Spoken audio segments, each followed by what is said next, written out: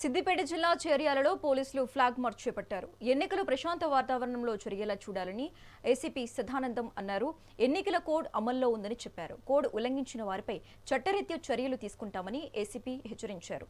ఓటర్లు తమ ఓటు హక్కును వినియోగించుకోవాలని సూచించారు. మొత్తం టోటల్ 100 మెంబర్స్ తోని ఈరోజు పట్టణంలో దాదాపుగా ఒక 6-7 వార్డులు కవర్ అయ్యే విధంగా ఈరోజు ఫ్లాగ్ మార్చ్ చేయడం జరిగింది. దాదాపుగా 3.5 to 4 కిలోమీటర్స్ డిస్టెన్స్ మేము చేర్యాల పట్టణంలో ఈరోజు ఫ్లాగ్ మార్చ్ చేశాం.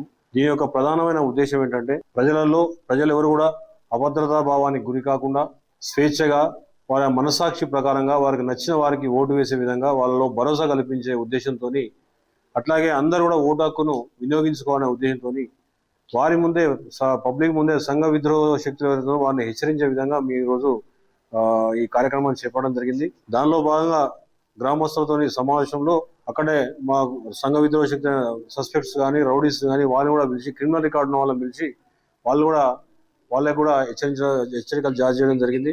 పోలీసు విధి నిర్వహణలో భాగంగా మున్సిపల్ ఎలక్షన్ లో ఎలాంటి అవాంఛనీయ సంఘటనలు జరగకుండా అందరూ కూడా స్వేచ్ఛగా నిర్భయంగా వాళ్ళు ఆ ఓటు హక్కు వాళ్ళు వినియోగించే విధంగా మేము ఈరోజు చేర్యాల పట్టణవాసులకు భరోసా కల్పించేందుకే ఈ ఫ్లాగ్ మార్చ్ నిర్వహించాం.